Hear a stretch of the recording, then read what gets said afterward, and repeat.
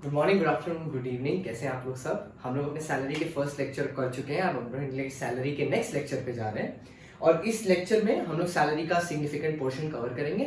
Last time हम लोग ने नोट नंबर 10 तक किया था। हम लोग ने लास्ट जो एक्सप्लेन किया था वो था लीव ट्रैवल कंसेशन। ठीक है, लास्ट क्लास का मैं आई बटन यहाँ पे लगा दूंगा, तो पहले आप वो देख लो। और ये उसका सेकंड पार्ट शुरू होने जा रहा है and we are starting with retrenchment compensation, sorry VRS. Starting with VRS. VRS का मतलब होता है वॉलंटरी रिटायरमेंट स्कीम। इसके अंदर कंपनी जब ऑफलोडिंग कर रहा होता है और उसे बहुत ज्यादा एम्प्लॉइज की जरूरत नहीं होती, तो कंपनी ये वीआरएस आपको देता है। कंपनी बोलता है आप काम जल्दी छोड़ दो। ठीक है, जब आपका रिटायरमेंट होने वाला है उससे काम जल्दी छोड़ दो। जितना छोड़ने पे आपका जितना साल बन रहा है काम, उसका जो सैलरी है उसका कुछ पोर्शन हम आज ही आपको दे देंगे बिना काम किए हुए। तो this is like a voluntary retirement scheme. देखो इसमें क्या है, बोलता है lower of the following will be exempt. Lower of the following क्या चीज का? सैलरी पर मंथ, मतलब जो लास्ट ड्रॉन सैलरी होगा, into 3 months into number of year of completed service. Basically मतलब लास्ट सैलरी को 3 से मल्टीप्लाई करना है आपको, और number of years of completed service. Fraction यहां पे भी इग्नोर होगा। जैसे आपका not covered under payment for gratuity में फ्रैक्शन इग्नोर होता था, यहां पे भी सेम इग्नोर होगा। उसके बाद क्या है, नेक्स्ट लिमिट होगा salary per month into number of remaining months of service. Please months of service देखिएगा। अगर 12 इयर्स सर्विस को और बाकी रह गया था, वो आपको सब में दिया होगा कितना इयर्स बाकी है, तो 12 से मल्टीप्लाई मत करिएगा, 12 इंटू 12 मंथ से मल्टीप्लाई करिएगा 144 से। तो salary per month into 144 months का। सैलरी का मतलब क्या होता है हम लोग नीचे देखेंगे। एक्चुअल अमाउंट रिसीव्ड आपको जितना मिला है और मैक्सिमम 5 लाख। इन चारों लिमिट में से जो लोअर होगा वो आप अमाउंट रिसीव्ड से लेस करेंगे and that amount will be taxable. आइए देखते हैं एक बार। सैलरी का मतलब होगा basic plus DA plus turnover commission. When I say turnover commission, it means a commission which is a percentage on turnover. अगर सब में कमीशन डायरेक्ट अमाउंट में दिया है तो इस कैलकुलेशन में आप कमीशन को नहीं लेंगे, सिर्फ बेसिक प्लस डीए लेंगे। वो भी डीए तब when it forms a part of retirement benefits. वो आपको सब में दिया होगा। अगर कुछ नहीं दिया है तो you assume it will form a part of retirement benefits. ठीक है, आइए रिट्रेंचमेंट कंपनसेशन, इसका भी ऑलमोस्ट सेम है। इसका एग्जाम्पशन 10(10)(b) में है। क्या बोलता है? कंपेंसेशन एज पर आईडी का मतलब है इंडस्ट्रियल डिस्प्यूट एक्ट। ठीक है, रिट्रेंचमेंट कंपेंसेशन ऐसे होता है कि मान लीजिए मेरी एक फैक्ट्री है, ठीक है, मान लो मेरा 2 फैक्ट्री है और किसी एक फैक्ट्री से ना अब मेरे को लॉस होना शुरू हो गया, तो हम लोग क्या करते हैं, वो फैक्ट्री को क्लोज डाउन कर देते हैं। तो फैक्ट्री को जो क्लोज डाउन किया तो उसके वर्कर लोग का काम हम लोग ने छीन लिया, तो हम लोग को उनको कुछ पैसा देना होता है एज अ कंपेंसेशन। ठीक है, and this is regulated by the industrial disputes act. तो ये आपको पेमेंट करना ही करना पड़ेगा। उसमें एक मिनिमम अमाउंट सेट है कि इतना कंपेंसेशन देना ही है। That minimum amount will always depend upon the scale of operations which are done in the factory, the previous salary and wages which were paid, ठीक है, and the company's current market position. उसके ऊपर ये 3 चीज पर depend करेगा। तो compensation as per ID मतलब industrial disputes act, max 5 lakh. ठीक है, मैक्स 5 लाख। और ये जो compensation as per ID act है ना, कितना कंपेंसेशन कैसे निकालते हैं ये कंपेंसेशन? 15/26, 15/26 याद आया? ये covered by payment of gratuity act में था। 15/26 into average salary of 3 months. Last 3 months का एवरेज सैलरी जिस ईयर में रिटायरमेंट हो रहा है उसके पिछले 3 महीने into completed year of service. यहां पे हम लोग पार्ट देयर ऑफ को इग्नोर नहीं करते। मतलब कहां कहां हम लोग नहीं इग्नोर करते?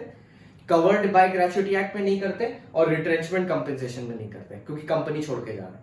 किस में इग्नोर कर देते हैं? नॉट कवर्ड में इग्नोर कर देते हैं और वीआरएस में इग्नोर कर देते हैं। तो ये 2 लिमिट है। ठीक है, इन दोनों में से जो लोअर होगा वो वाला माइनस कर लेंगे अमाउंट विच इज रिसीव्ड से, और आपको पता चल जाएगा कितना अमाउंट टैक्सेबल है। मोस्ट प्रोबेबली रिट्रेंचमेंट कंपेंसेशन आपको नहीं पूछा जाएगा एग्जाम में। ठीक है, उसके ऊपर आपको नहीं टेस्ट किया जाएगा। जनरली तो वीआरएस पे भी कोई क्वेश्चन नहीं पूछता है इंस्टीट्यूट, पर फिर भी वीआरएस का एक बार जानना इज ओके। ठीक है, ज्यादातर क्वेश्चंस बेस्ड होते हैं ग्रेचुइटी पे, पेंशन पे, प्रोविडेंट फंड पे, ये सारी चीज होती है। आइए अब अपने नोट नंबर 9 देख रहे हैं, अलाउंसेस। कुछ अलाउंसेस हैं, ठीक है, ऐसे तो बहुत सारे अलाउंसेस हैं, पर मैंने बेसिकली वो अलाउंसेस लिखा है जिनके ऊपर क्वेश्चंस आते हैं। ये सबसे पहले ट्रांसपोर्ट अलाउंस। पहले एक जमाने में ना ये ट्रांसपोर्ट अलाउंस सबको मिलता था। ठीक है, अब ये ट्रांसपोर्ट अलाउंस क्या हो गया, सिर्फ लोग जो डिसेबल्ड हैं, जैसे जो डेफ हैं या डम हैं या ब्लाइंड हैं या कोई फिजिकल डिसेबिलिटी है, उनको ये मिलेगा ट्रांसपोर्ट अलाउंस। और कितने तक ये एग्जेम्प्ट है? 3200 पर मंथ। तो सपोज अगर आपको 10,000 पर मंथ मिल रहा है, ठीक है, सपोज अगर आपको 10,000 पर मंथ मिल रहा है तो आपको अमाउंट कितना रिसीव होगा 10,000 इंटू 12 1,20,000। एग्जाम कितना होगा 3,200 इंटू 12 और आपके लिए टैक्सेबल कितना हो जाएगा 81,600। ठीक है, एम्प्लॉय के हाथ में टैक्सेबल हो जाएगा। ये दे कौन रहा होगा आपको, एम्प्लॉयर दे रहा होगा। Next is children education. देखिए children education 100 per month maximum up to 2 child is exempt. तो मतलब 100 पर अगर आप ऐसे निकालो कि 100 और इंटू 2 चाइल्ड इंटू 12 मंथ्स, मतलब ऐसा रख लो कि 2400 तक का एजुकेशन फीस अलावेंस होगा तो एग्जेम्प्ट होगा, 2400 के ऊपर होगा तो इतना एग्जेम्प्ट, बाकी टैक्सेबल। ठीक है, children hostel same 300 per month max up to 2, तो मतलब 300 इंटू 2 इंटू 12 7,200 तक होगा तो एग्जेम्प्ट है, 7,200 के ऊपर होगा तो 7,200 तक exempt, remaining amount taxable. Next, अच्छा जो लोग अंडरग्राउंड काम करते हैं माइन में उनके लिए 800 पर मंथ, मतलब आप समझ लो 800 इंटू 12 9,600। ट्राइबल एरिया में है तो 2,200 per month, 200 into 12 2,400। Transport allowance, अब देखो ये कौन सा ट्रांसपोर्ट अलाउंस है, ऑफ ट्रांसपोर्ट अंडरटेकिंग, मतलब जो लोग ट्रांसपोर्ट अंडरटेकिंग में ही काम करते हैं, मतलब वो अंकल को समझ लो जो अंकल ट्रक में हाईवे पे सामान लेके जाता है, ये उनके लिए क्या बोल रहा है, अमाउंट का 70% जितना आपको मिला है उसका 70% और 10,000 per month which ever is lower. Let's suppose जो अमाउंट आपको मिला वो 2 लाख रुपए है, तो 2 लाख का 70% अगर आप करते हो दैट इज 1,40,000।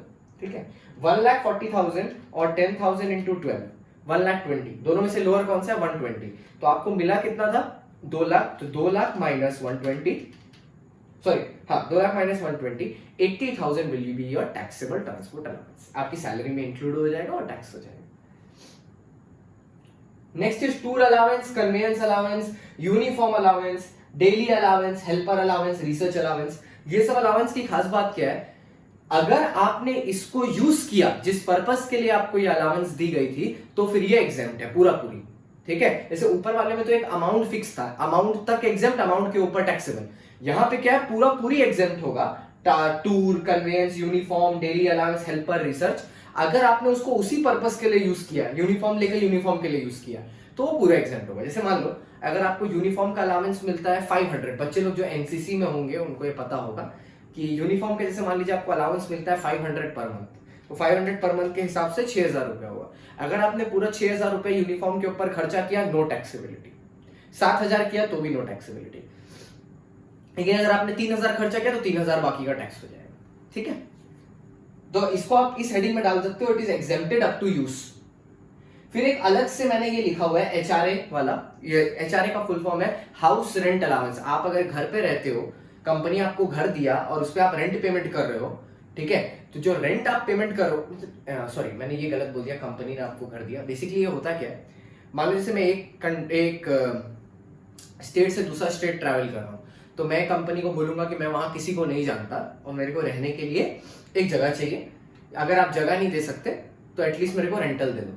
अगर कंपनी मेरे को जगह दे देता है तो हम लोग थोड़ी देर बाद पढ़ेंगे उसमें क्या होता है। अगर कंपनी मेरे को बोलता है सर आप रेंट दो, हम रेंट का पैसा आपको वापस कर देंगे, तो फिर वो होता है हाउस रेंट अलाउंस, HRA प्यार से इसको बोलते हैं अपने। और ये 3 लिमिट हम लोग कैलकुलेट करेंगे, विच एवर इज लोअर, ठीक है, वो एग्जेम्प्ट हो जाएगा। सर 3 लिमिट क्या है, 40% या 50% of salary, 40 to 50% of salary, actual amount receive 40-50 कैसे, अगर 40% है अगर नॉन मेट्रो सिटी है, 50% है अगर मेट्रो सिटी है। एक्चुअल अमाउंट रिसीव जितना आपको हाउस रेंट अलाउंस मिल रहा है, फिर rent paid minus 10% of salary. What is salary here, basic salary plus DA plus turnover commission. ठीक है, फिर अपने 14 पे आता है, बोलता है all other allowances are fully taxable, मतलब इसके अलावा आपने जितनी अलाउंसेस, एग्जाम में तो कोई भी तरह का अलाउंस आ सकता है ना, किसी भी तरह का, स्टेशनरी अलाउंस भी हो सकता है, तो बाकी सारा allowances will always be taxable. ठीक है, नेक्स्ट अब हम लोग आते हैं मेन प्रोविजन पर। ठीक है, सबसे पहला है statutory provident fund. Provident fund में जो एम्प्लॉय का कंट्रीब्यूशन होता है उस पे 80C में वो एग्जेम्प्ट हो जाता है। इस क्लास के पहले मैंने डिडक्शन की क्लासेस की हैं, मैं लिंक ऊपर डिस्क्रिप्शन में डाल दूंगा या ऊपर आई बटन लगा दूंगा, आप डिडक्शन की क्लास कर लेना। 80C में जो एम्प्लॉय का कंट्रीब्यूशन होता है वो 80C में एग्जेम्प्ट होता है। ठीक है, एम्प्लॉयर का जो कंट्रीब्यूशन होता है वो भी एग्जेम्प्ट होता है, वो सैलरी में एग्जेम्प्ट होता है। ठीक है, एम्प्लॉय के कंट्रीब्यूशन के लिए वी विल क्लेम 80C और एम्प्लॉयर के कंट्रीब्यूशन के लिए इट इज एग्जेम्प्ट। ठीक है, उसके बाद क्या होता है, इंटरेस्ट भी एग्जेम्प्ट होता है। ये किसके लिए मैं पढ़ा रहा हूं, स्टैट्यूटरी प्रोविडेंट फंड के लिए। बच्चे लोग अक्सर कंफ्यूज हो जाते हैं कि स्टैट्यूटरी प्रोविडेंट फंड और रिकॉग्नाइज्ड प्रोविडेंट फंड एक ही है, बिल्कुल नहीं है, दोनों अलग है। एसपीएफ बहुत अच्छा है, इसका सब कुछ एग्जेम्प्ट है, ठीक है। फिर नेक्स्ट क्या बोलता है, जब ये अमाउंट आपको मिलेगा, ये तो आपका इन्वेस्टमेंट था, बाद में आपको ये अमाउंट वापस भी तो मिलेगा। जैसे बैंक में आपने एफडी कराया, ठीक है, अब एफडी के बाद जब पैसा वापस मैच्योर होके आएगा उसके बारे में बात करें। जब ये पैसा मैच्योर होके आएगा तो जो लमसम अमाउंट आपको मिलेगा वो पूरा का पूरा लमसम अमाउंट एग्जेम्प्टेड है अगर एम्प्लॉय को मिलता है on the case of retirement. मतलब रिटायरमेंट के बाद अगर स्टैट्यूटरी प्रोविडेंट फंड से एम्प्लॉय पैसा क्लेम करता है वो पैसा पूरा एग्जेम्प्ट होगा। सर रिटायरमेंट के पहले फुली टैक्सेबल, सिंपल सी चीज। Then we come to recognised provident fund. Recognised provident fund में एक चीज याद रखिएगा, एम्प्लॉय का कंट्रीब्यूशन जो है उसको हम लोग इग्नोर करेंगे। मैंने जब इग्नोर लिखा है मतलब उसका डिडक्शन मेरे को 80C में मिल जाएगा।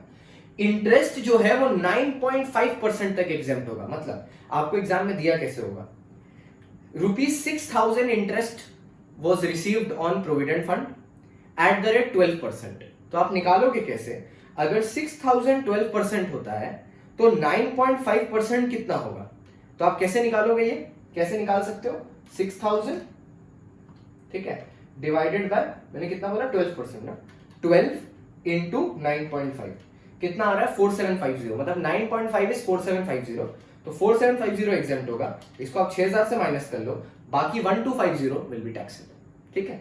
दूसरा क्या बोलता है, एम्प्लॉयर का कंट्रीब्यूशन एग्जेम्प्ट है अप टू 12% ऑफ सैलरी। मान लो मेरे एम्प्लॉयर ने बोला कि वो कंट्रीब्यूट कर रहा है 25,000 रुपए, ठीक है, तो अब 25,000 रुपए जो उसने कंट्रीब्यूट किया वो मेरे लिए सैलरी है, टैक्सेबल है, उसका 12% ऑफ सैलरी तक मेरे लिए एग्जेम्प्टेड है, ठीक है। तो कोई कोई सम में ना बहुत आराम कर देगा, कोई कोई सम में ऐसा बोल देगा कि एम्प्लॉयर कंट्रीब्यूटेड, ठीक है, 15% ऑफ सैलरी। तो अगर 15% ऑफ सैलरी वो कंट्रीब्यूट किया और 12% ऑफ सैलरी एग्जेम्प्टेड है, आप सीधा 3% ऑफ सैलरी निकाल लो। पर कोई कोई सम में क्या करेगा, अमाउंट बता देगा। लाइक सपोज उसने बोला उसने कंट्रीब्यूट किया है 25,000 रुपए, ठीक है, आप क्या करोगे, आप सैलरी निकालोगे, सैलरी वही होगा basic plus DA plus turnover commission, उसका आप 12% निकालो। तो सपोज आपका टोटल सैलरी था, लेट्स सपोज आपका टोटल सैलरी था 5 लाख, ठीक है, और जो एम्प्लॉय है मतलब जो एम्प्लॉयर है उसने कंट्रीब्यूट किया है, पर उधर उन्होंने 25 लिया था ना, 25 लिया था, तो लेट्स सपोज आपका सैलरी है 2,20,000, ठीक है, आपका सैलरी है 2,20,000, इसका अगर आप 12% निकालोगे तो वो आता है 26, नहीं थोड़ा और कम करना पड़ेगा रीजनेबल करने के लिए,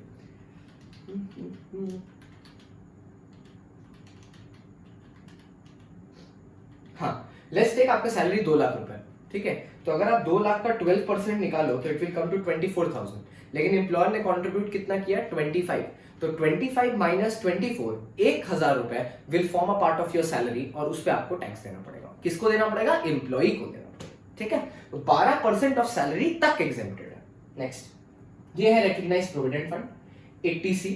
अब जब ये वापस मिलेगा हमको, मतलब लमसम अमाउंट जब हम लोग को वापस मिलेगा, अगर रिटायरमेंट के बाद हम लोग ने रिसीव किया then it is fully exempt. लेकिन 3 ऐसे केस हैं, ठीक है, जिसमें अगर आपने रिटायरमेंट के पहले भी प्रोविडेंट फंड का पैसा क्लेम कर लिया तो वो एग्जेम्प्ट हो जाता है। 3 और ऐसे केस हैं।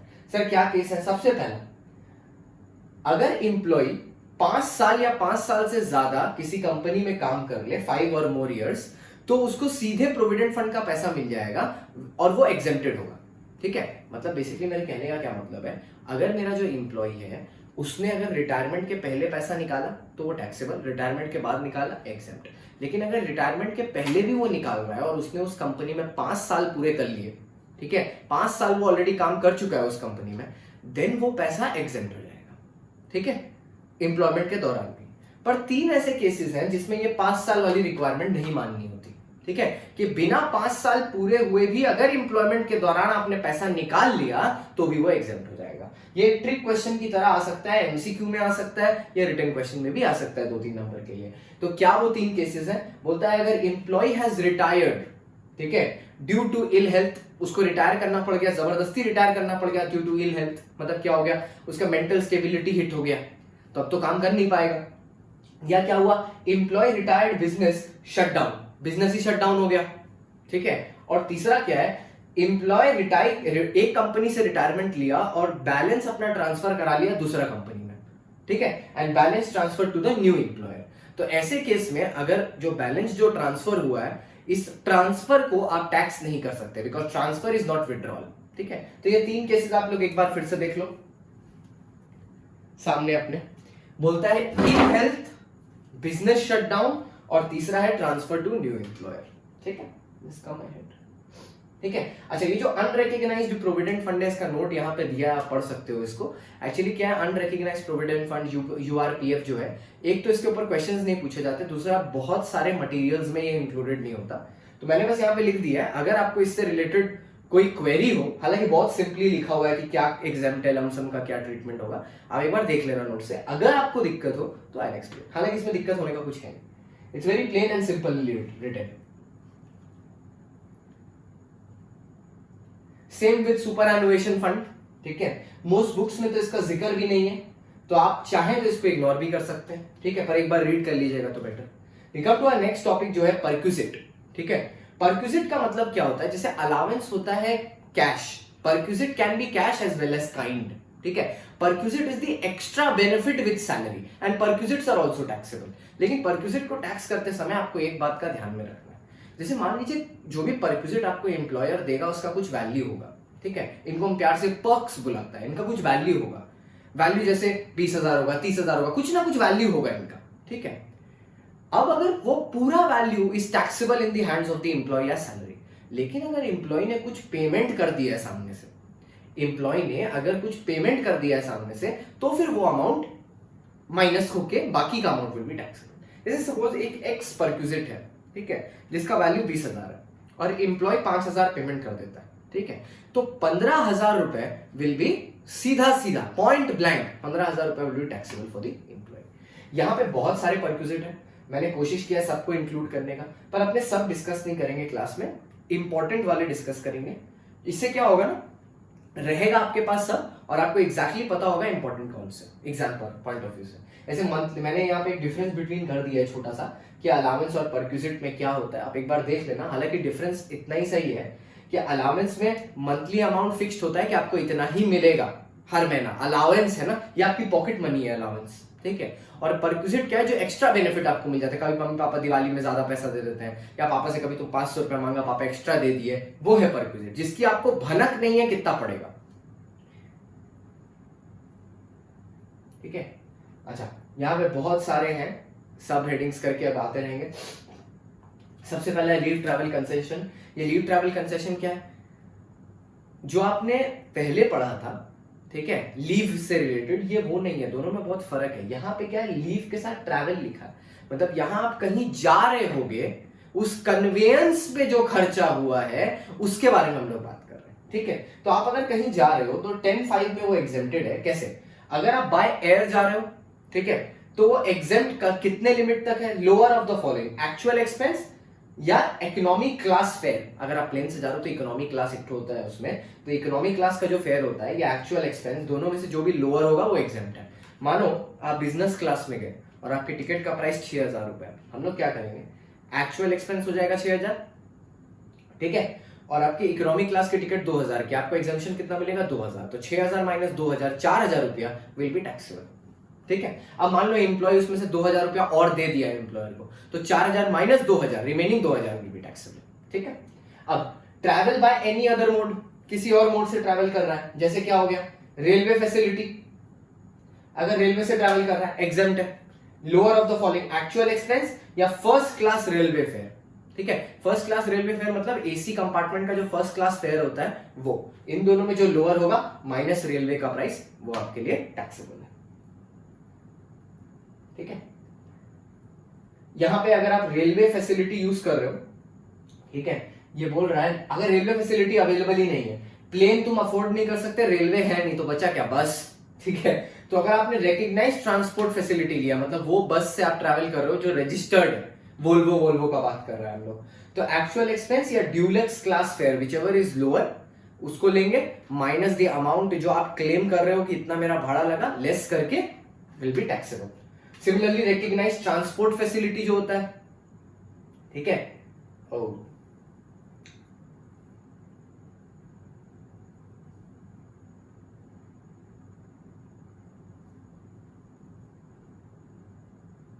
इसको यहाँ से काट देना, मैंने 2 बार लिख दिया गलती से, इसको यहाँ से काट देना, 2 बार लिख दिया गलती से, ठीक है। कुछ नोट्स है, ठीक है। यहाँ पे एक बहुत इंटरेस्टिंग सा नोट आता है, ठीक है। ये LTCA जो है ना, ये सबके लिए, आपके लिए, आपकी वाइफ के लिए, आपके बच्चों के लिए, सब कवर्ड है इसमें। बच्चे ना सिर्फ 2 कवर्ड है, पर यहाँ पे एक इंटरेस्टिंग चीज है जिसके ऊपर हम एक MCQ एक्सपेक्ट करते हैं। मान लीजिए आपको ट्विंस अगर होते हैं, तो अगर फर्स्ट बर्थ में सिंगल बॉय या गर्ल है और सेकंड बर्थ में ट्विंस हो जाता है, तो that will be counted as 2 child and you will get deduction for all 3। लेकिन अगर फर्स्ट में ट्विंस होते हैं, ठीक है, और सेकंड में एक चाइल्ड होता है, तो they will be counted as 2 only. The first time जो हुए हैं वही को 2 गिन लिया जाएगा और ये थर्ड वाले के लिए कोई एग्जामिशन नहीं मिलेगा। क्योंकि लॉजिक क्या है, अगर पहली बार आपको 1 बच्चा हुआ, तो दूसरी बार अगर आपको 2 हो रहे हैं, उसको आप कंट्रोल नहीं कर सकते, ये तो भगवान का गिफ्ट है। लेकिन अगर आपको पहली बार में 2 बच्चे हो गए हैं, तो फिर नेक्स्ट टाइम आप कोई भी चांस लोगे तो आपको पता है बच्चा ही होगा, तो वो तो 2 + 1 तो 3 होगा ही होगा। फर्स्ट इंस्टेंस में तो आप कंट्रोल नहीं कर सकते थे, क्योंकि पहली बार 1 हो गया था, दूसरी बार you are taking a second chance, it turns out to be 2, ठीक है। ये मैंने यहाँ लिखा है, आप आराम से गो थ्रू कर लेना इससे, ठीक है। हाँ, और exemption is available for 2 years out of 4 years। मतलब आप अगर लीव ट्रैवल कंसेशन हर साल मिल रहा है आपको, first year, second year, third year, fourth year, कोई दिक्कत नहीं है। हम लोग सिर्फ 2 साल में ऊपर वाला एग्जामिशन देंगे, बाकी 2 साल हम लोग पूरा अमाउंट टैक्सेबल कर देंगे। जैसे मान लो आप हर साल फ्लाइट से एक बार बैंकॉक जाते हैं, ठीक है, हर साल, तो 2 साल का हम आपको ऊपर वाला एग्जामिशन प्रोवाइड कर देंगे, बाकी दोनों साल का पूरा प्लेन का टिकट टैक्सेबल होगा जो एम्प्लॉयर आपको दे रहा है, ठीक है। मेडिकल फैसिलिटी में अगर ट्रीटमेंट इन इंडिया है, ट्रीटमेंट इन गवर्नमेंट हॉस्पिटल है या गवर्नमेंट रिकॉग्नाइज्ड हॉस्पिटल है या एम्प्लॉयर का खुद का हॉस्पिटल है, fully exempt, otherwise fully taxable, ठीक है। अगर ट्रीटमेंट आउटसाइड इंडिया है, ठीक है, ट्रीटमेंट आउटसाइड इंडिया है, benefit of treatment, benefit of stay, दोनों एग्जेम्प्ट होगा उस लिमिट तक जितना RBI ने बोला है। अगर हम बेनिफिट ऑफ ट्रैवल देख रहे हैं, वो भी पूरा एग्जेम्प्ट होगा if gross total income is up to ₹2 lakh, otherwise fully taxable. मतलब जो ट्रैवल का खर्च जा रहा है, देखो ट्रीटमेंट का जो खर्च होगा वो तो RBI द्वारा जितना RBI परमिट कर रहा है, क्योंकि डॉलर में पेमेंट करना है तो RBI का जरूरत पड़ेगा, जितना कर रहा है पूरा एग्जेम्प्ट है। ट्रैवलिंग का जो खर्च है यहां से बाहर जाने का, अगर आपका ग्रॉस टोटल इनकम 2 लाख रुपए तक है तो ट्रैवलिंग एग्जेम्प्ट, अगर 2 लाख के ऊपर है तो ट्रैवलिंग टैक्सेबल। मतलब बेसिकली हम क्या कह रहे हैं, अगर आप थोड़े से भी अफोर्डेबल आदमी है, थोड़े से अमीर आदमी है, ठीक है, तो आप ट्रैवलिंग अपनी खुद अफोर्ड कर सकते हैं। अगर कर सकते हैं तो फिर टैक्सेबल है, नहीं कर सकते 2 लाख के नीचे, तो मतलब आप उस लेवल के नहीं इनकम अर्न करते कि अपना ट्रैवल खुद उठा पाए, ठीक है, तो फिर उस केस में वो एग्जेम्प्ट हो जाएगा। यहाँ पे आप छुपा नहीं पाएंगे, क्योंकि एम्प्लॉयर को आपकी ग्रॉस टोटल इनकम एग्जैक्टली पता होगी, क्योंकि वही आपको सैलरी पेमेंट कर रहा है। Medical insurance premium is fully exempt, ये याद रखना, मैंने ये PGP में भी पढ़ाया था। मेडिकल इंश्योरेंस प्रीमियम एम्प्लॉय के लिए फुल्ली एग्जेम्प्ट होता है। एम्प्लॉयर जब इसको पेमेंट करता है, उसको पूरा डिडक्शन भी मिल जाता है अपने PM में। तो ये एक लौता ऐसा चीज है जिसपे गवर्नमेंट को कोई टैक्स नहीं मिलता मेडिकल इंश्योरेंस प्रीमियम पे। एम्प्लॉयर के लिए भी पूरा का पूरा एग्जेम्प्ट है, एम्प्लॉय के लिए भी पूरा एग्जेम्प्ट है ना। अच्छा, ये जो स्टे के एक्सपेंसेस है, ट्रैवल का खर्चा, ये कितने लोगों के लिए एग्जेम्प्ट है? 1 पेशेंट 1 अटेंडेंट। आप पूरी फैमिली को लेकर बाहर नहीं जा सकते, ठीक है, जा तो सकते हैं, बेनिफिट नहीं मिलेगा। अगर एम्प्लॉयर से आपने लोन लिया है, ठीक है, तो जितना इंटरेस्ट पे वो दे रहा है, मान लो तुमको कंसेशनल रेट पे दे रहा है 10% पे, और तुम क्या करोगे फिर, SBI का रेट निकालो, जितना 1 अप्रैल को SBI का रेट है ऑन सच लोन, मान लो वो 12% है, तो 2% will be the value of perquisite. Formula यहाँ लिखा है, ठीक है। लेकिन अगर 20,000 तक का लोन है या कोई स्पेसिफाइड डिजीज को ट्रीट करने के लिए लोन लिया गया है तो एग्जेम्प्टेड है, ठीक है। ये गिफ्ट आप देख लेना थोड़ा सा। ESOP पे आता हूं मैं। ESOP में क्या बोलता है, fair market value of share less issue price into number of shares. मतलब ये बेसिकली ESOP होता क्या है, ये कंपनी बेनिफिट देती है एम्प्लॉय को कि वो एम्प्लॉय कंपनी के साथ काम करेगा, ठीक है, तो कंपनी उसको कंसेशनल रेट में शेयर्स प्रोवाइड करेगी, ठीक है। कंसेशनल रेट एज इन बहुत ही कंसेशनल रेट, जैसे मार्केट में अगर 30 रुपए पे चल रहा है, या आपने शायद अकाउंट्स में पढ़ रखा होगा, 30 रुपए में चल रहा है, तो कंपनी बोलती है हम आपको 20 रुपए में ये शेयर दे देंगे, तो 30 - 20 10 rupees into number of shares is the value of the perquisite. अब इसमें 2-4 बातें सुन लीजिएगा। शेयर्स का वैल्यू आप किस दिन देखोगे, एक्सरसाइज प्राइस के दिन देखोगे कि अलॉटमेंट के दिन? एक्सरसाइज प्राइस के दिन। जिस दिन आपने ऑप्शन एक्सरसाइज किया उस दिन मार्केट में क्या प्राइस है उससे कंपेयर करोगे। सर कौन से स्टॉक एक्सचेंज पे देखेंगे? जहां पे सबसे ज्यादा वॉल्यूम ट्रेडिंग हुई है उस दिन। सर अगर उस दिन ट्रेडिंग हुआ ही नहीं तो प्रीवियस डे में जहां पे सबसे ज्यादा वॉल्यूम ट्रेडिंग हुई है वहां पे देखेंगे, ठीक है। और एक तो थोड़ा एडवांस चीज है कि मान लीजिए सर शेयर्स अनलिस्टेड हुए, तो ये आपके लिए इंपॉर्टेंट नहीं है अभी, पर मैं एक बात जस्ट बता देता हूँ, कैपिटल गेन में मैंने एक बार बोला था ना 50 CA, अगर अनलिस्टेड शेयर, उसी 50 CA को यूज करके 11 UA से we take out the value of the fair market value. ये आप मेरे साथ सीखिएगा जब हम लोग CA फाइनल में जाएंगे। आइए, मूवेबल एसेट से रिलेटेड दो चीजें हैं, एक यूज है, एक उनका ट्रांसफर है। जब आप यूज कर रहे होगे तो मतलब यूज एज इन आप ऑफिस में बैठ के कंप्यूटर और लैपटॉप यूज कर रहे हो, ठीक है। अगर ऑफिस के काम के लिए कर रहे हो तो पूरा एग्जाम, अगर पर्सनल काम के लिए कर रहे हो तो कुछ परक्विजिट का वैल्यू होगा। और दूसरा वाला एस्पेक्ट आएगा जब वो आपको मूवेबल एसेट ट्रांसफर कर देगा, मतलब बेच देगा सीधा सीधा एम्प्लॉयर, ठीक है। तो अगर कंप्यूटर लैपटॉप है तो वो तो कभी ट्रैक नहीं कर पाओगे ना कि कंप्यूटर में, मान लो एक बार तुम एक टैब में फेसबुक खोला हुआ है, ठीक है, और एक टैब में तुम कंपनी का काम करते हो, क्या मेजर कर पाएगा कितना फेसबुक कितना कंपनी का काम? नहीं होगा। तो कंप्यूटर और लैपटॉप पूरा एग्जेम्प्ट। बाकी सारी चीजों के लिए अगर एम्प्लॉयर ओन करता है उसको तो 10% ऑफ कॉस्ट जो एम्प्लॉयर बेयर करता है। अगर एम्प्लॉयर हायर पे लेके आपको दिया है वो चीज यूज करने के लिए और आप उसको पर्सनल पर्पस के लिए यूज कर रहे हो तो जो भी हायर चार्जेस एम्प्लॉयर पे करता है वो हायर चार्जेस आपके लिए वैल्यू ऑफ परक्विजिट हो जाएगा बच्चा। Next, transfer of movable asset. Please remember this word which I have written, transfer, ठीक है। तो 3 एसेट के बारे में यहाँ पे मैंने बात कर रहा हूं, बेसिकली 2 एसेट के बारे में, एक कंप्यूटर, एक कार, और बाकी एनी अदर एसेट। कंप्यूटर पे you will calculate depreciation at the rate 50% WDV। Every completed year का डेप्रिसिएशन लिया जाएगा, मतलब मान लीजिए अप्रैल से अप्रैल डिडक्शन लिया जाएगा डेप्रिसिएशन। अगर आपने इसको 20 साल में बेच दिया है तो पहले का डेप्रिसिएशन लिया जाएगा, इस ईयर का नहीं लिया जाएगा, ठीक है। जैसे मान लीजिए आपने लिया था ये एसेट 1/4/2012 में, ठीक है, और आप एसेट बेच रहे हो 1 अगस्त 2017 में, तो 1 अप्रैल से लेके 1 अगस्त तक का पीरियड 17th ईयर का नहीं इंक्लूड किया जाएगा, बाकी सारे ईयर का सब कुछ मिलेगा। मतलब आपको 12, 13, 14, 15, 16 5 साल का डेप्रिसिएशन मिलेगा, ठीक है। उसके बाद डेप्रिशिएट करने के बाद एक वैल्यू आएगा, सपोज डेप्रिशिएट करने के बाद वैल्यू आया 60,000, ठीक है। डेप्रिशिएट करने के बाद वैल्यू आया 60,000 और आपने जो वैल्यू पे बेचा है, ठीक है, मान लो आपने 60,000 वैल्यू आया और आपने फ्री में एम्प्लॉय को दे दिया था, तो 60,000 एम्प्लॉय के लिए परक्विजिट का वैल्यू सैलरी में इंक्लूड हो जाएगा और टैक्सेबल हो जाएगा। मान लीजिए ऐसा हुआ कि एम्प्लॉयर आपको 20,000 रुपए दे देता है, एम्प्लॉय आपको 20,000 रुपए दे देता है, बोलता है ये लो मेरी तरफ से 20,000 रुपए, तो आप इससे 20,000 माइनस करोगे और जो 40,000 होगा वो टैक्सेबल हो जाएगा, ठीक है। जो 40,000 होगा वो टैक्सेबल हो जाएगा। Same with car, WDV। बाकी सब अदर देन कार और कंप्यूटर, बाकी सबका डेप्रिसिएशन कैलकुलेट होगा स्ट्रेट लाइन मेथड पे, SLM मेथड पे। मतलब आपको ये समझ में आ जा रहा होगा 10 साल बाद अगर आपने एसेट खरीदा तो उसका वैल्यू 0 हो जाएगा, 10 साल बाद वो एसेट का वैल्यू 0 हो जाएगा। तो अगर उसके बाद उसको आपको फ्री में भी ट्रांसफर कर दिया तो कोई परक्विजिट का वैल्यू आएगा ही नहीं, ठीक है, क्योंकि SLM मेथड है। WDV में कभी भी 0 नहीं होगा। अच्छा, depreciation should be computed for every completed year, ठीक है। अब ये कुछ छोटे चिल्लर कॉन्सेप्ट हैं लंच फैसिलिटी के, ठीक है, उसको आप कर लीजिएगा।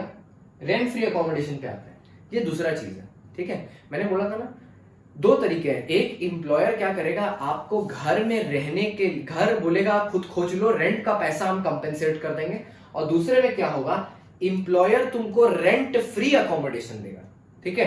एक घर देगा तुमको जो रेंट फ्री होगा, ठीक है, जैसे गवर्नमेंट क्वार्टर्स होते हैं। तो अगर गवर्नमेंट एम्प्लॉय है तो लाइसेंस फीस जो होगा, उस घर का जो लाइसेंस फीस होता है जो गवर्नमेंट अपनी जेब से पेमेंट करता है, वो आपकी वैल्यू ऑफ सैलरी में इंक्लूड कर दिया जाएगा। अगर अदर एम्प्लॉय है, अदर देन गवर्नमेंट एम्प्लॉय है, तो 2 केसेस हो सकते हैं। जो घर आपको मिला है वो एम्प्लॉयर ओन करता है, जैसे मान लो DLF वगैरह होता होगा तो इनकी तो खुद की बिल्डिंग होती है, तो एम्प्लॉय लोग को एक तो घर दे दिया रहने के लिए, तो वहां तो वो ओन्ड बाय देम होगा ना। तो अगर ओन्ड बाय एम्प्लॉयर है तो सैलरी का कुछ हिस्सा बन जाएगा परक्विजिट का वैल्यू। कितना हिस्सा? 7.5% ऑफ सैलरी या 10% ऑफ सैलरी या 15% ऑफ सैलरी। ये रेंट फ्री अकोमोडेशन एक ऐसा जगह है जहां पे सैलरी का डेफिनेशन भयंकर बड़ा है। यहाँ सैलरी का डेफिनेशन भयंकर बड़ा है, यहाँ सैलरी का डेफिनेशन में सब कुछ आ जाता है। इसलिए एग्जाम में अगर रेंट फ्री अकोमोडेशन हो ना, आप एकदम लास्ट में कैलकुलेट करना उसको, पहले आप सारी चीजें लिख देना, ठीक है, सारी चीजें लिखने के बाद एकदम लास्ट में कैलकुलेट करना रेंट फ्री अकोमोडेशन। मैं बता रहा हूं ऐसा क्यों करने के लिए, ठीक है। अभी जो 7.5 है, 10 है और 15 है, ये क्या चीज पे डिपेंड करता है? ये डिपेंड करता है पॉपुलेशन ऑफ द सिटी में जहां पे आप घर ले रहे हो, ठीक है। इंडिया में ना हालांकि इन पे कोई फर्क नहीं पड़ेगा, सब कुछ 15 के ऊपर होगा। You can not find a, I show you why, ठीक है, कि इनका जो पॉपुलेशन का लिमिट है, आई शो यू वाई, इससे ज्यादा ही होगा हमेशा पॉपुलेशन, आई शो यू, ठीक है। अगर हायर्ड बाय द एम्प्लॉय है तब तो कोई दिक्कत ही नहीं है, हायर्ड बाय द एम्प्लॉयर है कोई दिक्कत ही नहीं है। पहले क्या हुआ करता था, हायर्ड बाय द एम्प्लॉयर है तो कोई दिक्कत ही नहीं है। एम्प्लॉयर क्या करता है, हायर चार्जेस पेमेंट करता है, जितने में एम्प्लॉयर के लिए जो हायर चार्जेस वही एम्प्लॉय के लिए परक्यूजिट। लेकिन फिर क्या हुआ ना, एम्प्लॉयर ना एम्प्लॉय को एक्सप्लॉइट करना शुरू कर दिया, जिससे हायर पे लेता था उस पे हायर वैल्यू का बिल बनवाता था, अपने लिए तो पीएल में डेबिट कर लिया ज्यादा अमाउंट, प्रॉफिट्स कम हो गया, और एम्प्लॉय के लिए नुकसान क्यों हो जाता था, ज्यादा वैल्यू परक्यूजिट में लगा देते थे, ठीक है। तो एक सेफ्टी मैकेनिज्म के तौर पे इन्होंने एक और चीज इंट्रोड्यूस की, 15% of salary which ever is lower. तो अब या तो हायर चार्जेस या 15% ऑफ सैलरी, दोनों में से जो भी लोअर होगा। अब आप फंस गए, ठीक है। आइए, अच्छा, अगर फर्नीचर दे रहा है एम्प्लॉयर, वही अगर ओन्ड बाय एम्प्लॉयर है तो 10% ऑफ कॉस्ट, अगर हायर्ड है तो हायर चार्जेस बाय एम्प्लॉयर, ठीक है। अच्छा, पॉपुलेशन अंडर 10 लाख तो 7.5%, 10 लाख से ज्यादा 25 लाख तक अगर पॉपुलेशन है तो 10%, 25 लाख से भी ज्यादा है अगर पॉपुलेशन तो 15%। सैलरी का डेफिनेशन देखो, वो सबसे ज्यादा जरूरी है। Basic plus DA plus bonus plus commission, और कमीशन के बगल में क्या लिखा है, ऑल, मतलब यहां पे टर्नओवर का पार्ट हो या ना हो हम लोग कमीशन ऐड करेंगे। टैक्सेबल अलाउंसेस, जितने भी अलाउंसेस आपने सम सॉल्व करके सैलरी वाले कॉलम में लिखे हैं कि ये अलाउंस टैक्सेबल होंगे, सब का टोटल ऐड करके आपको यहां लिखना है। एंड अदर पर्क्स, मतलब इस केस ये जो टॉपिक है, मतलब जो रेंट फ्री अकोमोडेशन है, इसको छोड़ के बाकी जो परक्यूजिट है उनको भी आप यहाँ पे ऐड करोगे। होटल के लिए बेनिफिट भी सेम है, टैक्सेबल अमाउंट होगा 24% ऑफ सैलरी और the hotel charges whichever is lower, ठीक है। अप टू 15 डेज अगर आप होटल में स्टे करते हो तो वो टैक्स फ्री है, याद रखना, ठीक है, अप टू 15 डेज। अब हम एक और परक्यूजिट डिस्कस करने जा रहे हैं, मोटर कार का। पहले एक बात समझना, अगर आपका एम्प्लॉयर आपको मोटर कार दे रहा है, ठीक है, जैसे उबर मोटर कार दे रहा है अपने ड्राइवर को, तो अगर आपने बिजनेस पर्पस के लिए सिर्फ यूज किया तो फुल्ली एग्जेम्प्ट, ठीक है।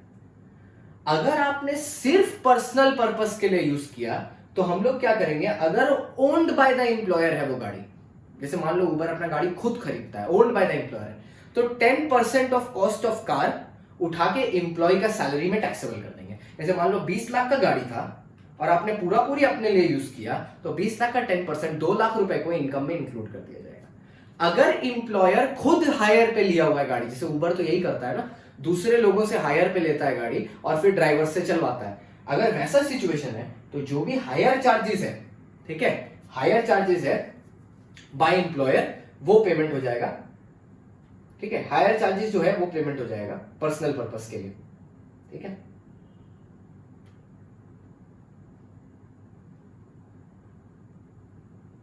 ठीक है, ये हो जाएगा पर्सनल पर्पस के लिए। अगर कोई ड्राइवर है, ड्राइवर भी साथ में प्रोवाइड किया, तो अगर ऑब्वियस सी बात है, अगर आपने गाड़ी का वैल्यू पर्सनल करके पूरा टैक्सेबल कर दिया तो ड्राइवर का भी सैलरी पूरा का पूरा परक्यूजिट की तरह टैक्सेबल हो जाएगा, एम्प्लॉय की इनकम में ऐड हो जाएगा। दूसरा एस्पेक्ट जो इसका आता है वो है कि अगर कार पार्टली यूज्ड है तो क्या होगा, मतलब प्रॉब्लम दिक्कत तो मेन यही है ना कि पार्टली ऑफिस के लिए यूज किया, पार्टली पर्सनल पर्पस के लिए यूज किया, तो क्या करेंगे, अगर इंप्लॉय कार ओन करता है, मतलब इंप्लॉय, बहुत लोग ऐसे भी होते हैं पता है, जो उबर में गाड़ी देते हैं और खुद अपनी गाड़ी चलाते हैं, ठीक है, और उससे पैसा बनाते हैं। तो अगर ओन्ड बाय द इंप्लॉय है तो गाड़ी तो मेरा हो गया एम्प्लॉय का, तो अगर एम्प्लॉय का ही गाड़ी है तो कॉस्ट ऑफ कार तो उसके परक्यूजिट में ऐड होगा नहीं, क्योंकि गाड़ी तो उसी का है। रिपेयर्स एंड मेंटेनेंस कौन दे रहा है, इस पे चर्चा है।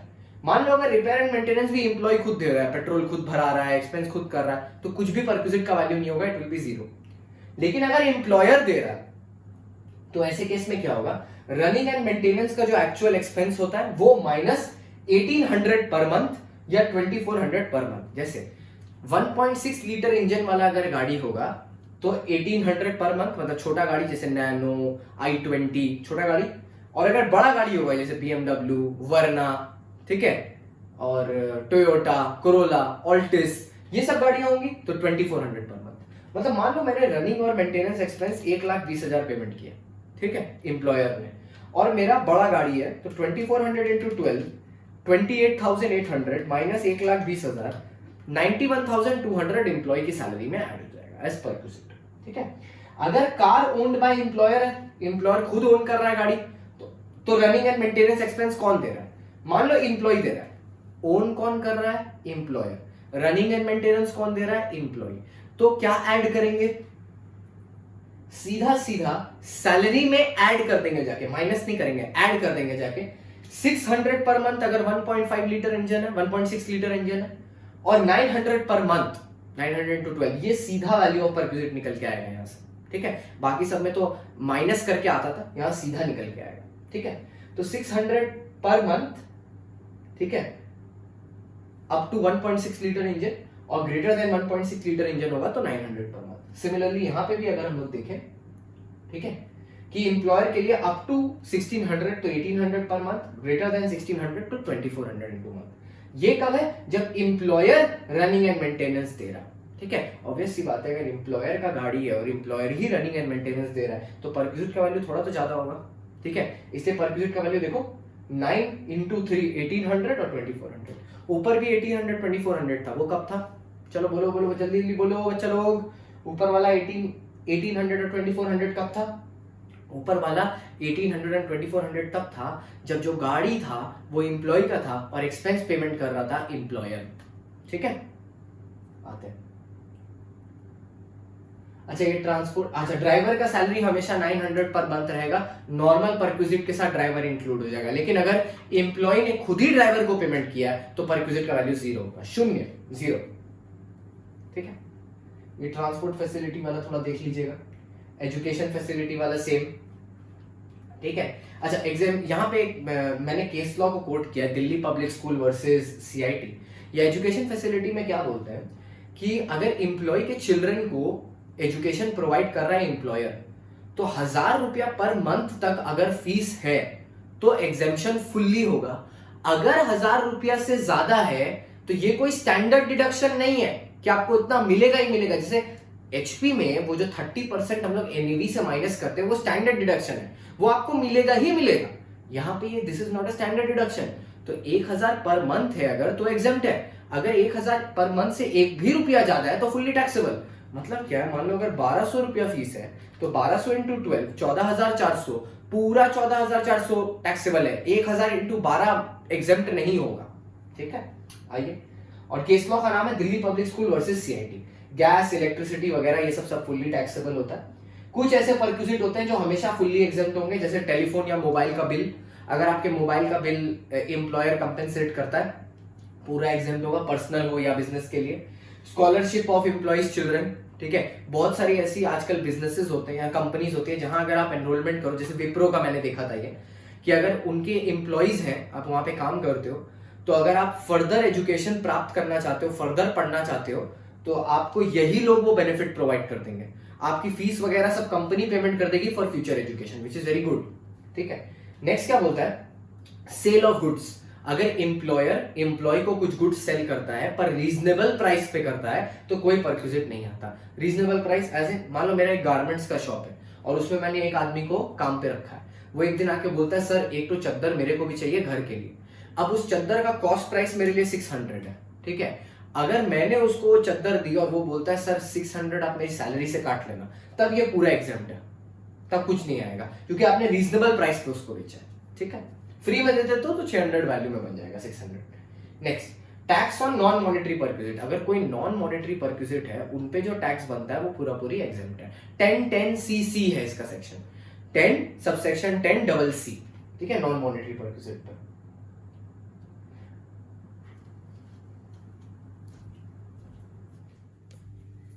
नेक्स्ट हम लोग नोट नंबर 15 की तरफ आएंगे, प्रोफेशनल टैक्स के बारे में देखेंगे। प्रोफेशनल टैक्स बेसिकली आप अगर कोई प्रोफेशन कर रहे हो, चाहे आप सैलरी में एंगेज हो, एम्प्लॉयमेंट में एंगेज हो, तो एम्प्लॉय को पेमेंट करना होता है। एकदम सिंपल याद रखिएगा, अगर एम्प्लॉयर आपका प्रोफेशनल टैक्स पेमेंट कर रहा है आपके बिहाफ पे, तब हम लोग को इतना दिमाग देने की जरूरत है इस बात पे।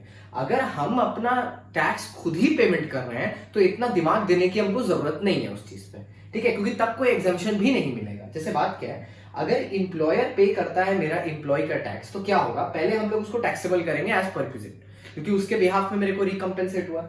और नीचे जाके फिर हम लोग डिडक्शन ले लेंगे up to 2500 per month per annum, हम लोग नीचे जाके डिडक्शन ले लेंगे। ठीक है, अगर इंप्लॉय ही खुद पेमेंट कर रहा है तो ऊपर टैक्सेबल करने का सवाल ही पैदा नहीं होता। ठीक है, तो नीचे डिडक्शन भी नहीं मिलेगा, एज सिंपल एज दैट। ठीक है, देखो, if it is paid by the employee then only the deduction is applicable. हाँ, अगर it is paid by the employee तभी डिडक्शन अलाउड है, अगर एम्प्लॉयर पेमेंट कर रहा है तो डिडक्शन अलाउड नहीं होगा। एक्चुअली यहाँ पे गलती हो गया है, if it is paid by the employer होगा, ये एम्प्लॉय नहीं होगा, एम्प्लॉयर होगा। ठीक है, तो मैं जब ये नोट अपलोड करूंगा ना तो इसको एम्प्लॉयर कर दूंगा, क्योंकि आप देख ही रहे होगे कि यहाँ अगर एम्प्लॉयर पे करता है तब डिडक्शन है, तो ऑब्वियसली यहाँ पे लिखने का ऑल्टरनेटिव यही है कि if it is paid by the employer then only deduction is allowed. ठीक है, एम्प्लॉय के केस में डिडक्शन इज नॉट अलाउड, क्योंकि ऊपर वाले में उसमें दोनों में अलाउड हो जाएगा तो फिर फर्क क्या होगा दोनों में। ठीक है, आइए नेक्स्ट। एंटरटेनमेंट अलाउंस जो होता है वो अगर नॉन गवर्नमेंट एम्प्लॉयज को मिल रहा है तो वो फुल्ली टैक्सेबल है, अगर गवर्नमेंट एम्प्लॉयज को मिल रहा है तो वो एग्जेम्प्टेड होता है। ठीक है, पर एग्जेम्पशन की भी एक लिमिट होती है। कितनी लिमिट होती है? बोलता है amount received lower of the following, lower of the following as in 20% of basic salary, actual amount received, या max 5000 on an yearly basis. Okay, इन तीनों में से जो भी सबसे लोअर होगा उतना अमाउंट एग्जेम्प्ट दे देते हैं हम लोग। चलिए आगे बढ़ते हैं। लास्ट पॉइंट अपना, एक स्टैंडर्ड डिडक्शन मिलता है सैलरी से 50,000 रुपीज का। बेसिकली आप बोलते हैं इसको ऐसे हो कि डिडक्शन ये है अमाउंट ऑफ सैलरी और 50,000 विच एवर इज लोअर, तो आपको 50,000 माइनस करने के लिए मिलता है। ये भी इस बार का अमेंडमेंट है, ये 40,000 से 50,000 हुआ है, पहले ये 40,000 था। ठीक है, अब बहुत जगह हम लोग ने सैलरी देखा, सैलरी का जहां जहां पे डेफिनेशन चेंज हुआ है उसका मैंने यहां पे आपके लिए पूरा का पूरा एक समरी टाइप का बना दिया, तो आप पूरा पढ़ने के बाद ये समरी रेफर कर सकते हो कि यहां सैलरी का ये मीनिंग था, यहां ये मीनिंग था। ये जस्ट आपका कॉन्सेप्ट और क्लियर कर देगा चीजों के बारे में। ठीक है, तो इसी के साथ we come to an end. It was a great journey with you all. ठीक है, हम लोग ने कुछ 28-29 क्लासेस किए, अपने पूरा डीटी का सिलेबस कॉम्प्रहेंसिवली कंप्लीट किया फॉर रिवीजन पर्पस, और आज ये खत्म हो गया। बेसिकली मैं ये कह सकता हूं कि इस चैनल का फर्स्ट ऑब्जेक्टिव कंप्लीट हो गया, जो था कि नवंबर 2020 के लिए क्लासेस प्रोवाइड करना बच्चों के लिए, क्योंकि वो लोग बाहर जाके पढ़ नहीं पाए, तो वो ऑब्जेक्टिव आज क्लियर होता है। आई होप मैंने बहुत अच्छे से ये पढ़ाया होगा। अगर कुछ भूल चूक या गलती हो गई है तो माफ करिएगा। अगर कुछ चीजें मैं नहीं समझा पाया, आपको लगा कि यहाँ बेटर एक्सप्लेनेशन हो सकता था, प्लीज मेरे को बताइएगा। I am also human being, I am love to improve myself, I just need your help. और आप लोग ने बहुत प्यार दिया, हम लोग 500 सब्सक्राइबर के काफी करीब हैं। ठीक है, और ये चैनल को लगभग 1 या 1.5 महीना हुआ है अभी तक, तो आप ऐसे अपना प्यार बनाए रखिए। अगर आपको डीटी का फुल कोर्स करना है, ठीक है, और आईडीटी का भी फुल कोर्स करना है मई 2021 के बैचेस के लिए, तो आप प्लीज मेरे को एनरोल करने के लिए मैसेज करिए। यहाँ नीचे मेरा नंबर जा रहा होगा डिटेल्स के लिए, डीटी आईडीटी का कंबाइंड पैकेज। ठीक है, और वहां हम लोग ये सारे कॉन्सेप्ट्स को और डेप्थ में पढ़ते हैं। ठीक है, और वहां पे न्यूमेरिकल्स हम लोग प्रैक्टिस करते हैं। ठीक है, तो आप अपने जूनियर्स को रेकमेंड करिएगा। क्लासेस ऑनलाइन है, आप मेरा देख सकते हैं सारा तरीका पढ़ाने का। और अगर आपको मेरे पढ़ाने और तरीका पसंद आया हो, एक्सप्लेनेशन का तरीका पसंद आया हो, तो हम लोग आगे भी मिलते रहेंगे। एनरोल करिए डीटी आईडीटी के लिए and make your journey of CA, CS, CMA और BCom worthwhile. Study to enjoy, not to mug up something. And on this note, I tell you a goodbye. Our next lecture will most probably come on 7th of May. It won't be a lecture, actually I'll be helping you out कि कौन से ऐसे easy topics हैं DT में जिनको आप choose कर सकते हो, और आईडीटी पूरा पढ़ के, डीटी की सिलेक्टिव स्टडी भी करके, लेकिन अच्छे से you can score 50+ in this paper. But lectures के तौर पे this is our last lecture, these are all fully amended lectures, तो आपको अमेंडमेंट से रिलेटेड कोई परेशानी नहीं उठानी पड़ेगी। And thank you so much for watching, it has been a great time with you. Bye, it's a bye from my side. Most probably अब lecture पढ़ाते हुए तो आप मेरे को कुछ टाइम बाद ही देखेंगे। ठीक है, चलिए bye, have a nice time and all the best for your exams.